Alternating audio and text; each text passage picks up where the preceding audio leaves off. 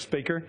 Mr. Speaker, I express my deep disappointment that the House will adjourn without having concluded its business. Charter authority for the Export-Import Bank is set to expire this coming Tuesday, should Congress fail to reauthorize it, which apparently we are going to fail to do. Shutting down the bank puts at risk tens of thousands of jobs at American businesses whose exports are supported by the bank's financing mechanisms. Everybody knows a bill to reauthorize the bank has the votes to pass in this House.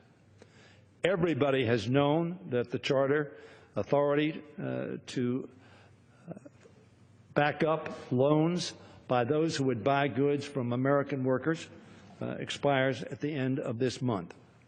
The Speaker of this House has said that jobs will be lost shortly after we fail to do this act, which we are apparently going to fail to do. It is the will of the House and ought to be reflected by a vote of the House that this charter be renewed. And once we send it down the hall, such a bill will pass the Senate. Who said so? Senator Roy Blunt, who used to be the Majority Whip and Majority Leader and Minority Whip in this House. Before leaving to go home to our districts, we ought to reauthorize the bank and provide certainty, Mr. Speaker, to businesses and their workers who depend on it to level the playing field against foreign competitors. There are 85 such banks located in 60 countries with whom we compete.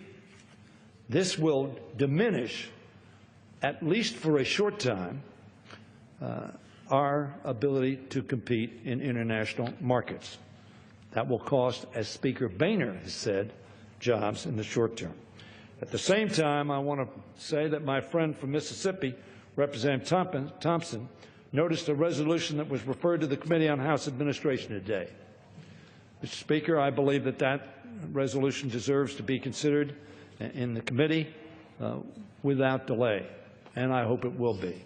In the aftermath of the horrific and racially motivated murders of 9 innocent people in Charleston last week, Americans across the country are taking a long overdue, critical look at the practice of allowing Confederate symbols of hatred, slavery, segregation to remain on prominent display in our public places.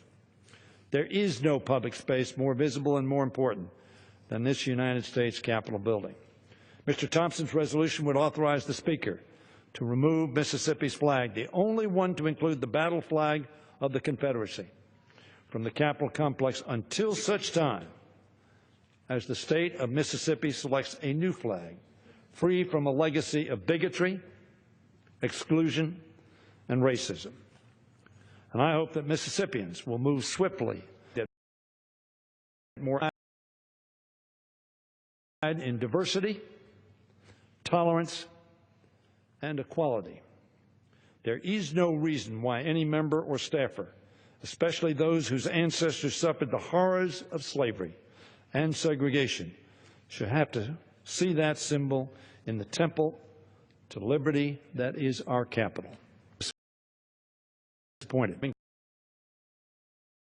Completed its task for the June work period, and without having shown the American people their Congress can do what it has been sent to do: support job growth, promote justice, and achieve results for those it serves. Mr. Speaker, if I thought continuing my objection would lead to the swift enactment today or tomorrow of the Export-Import Bank, I would object.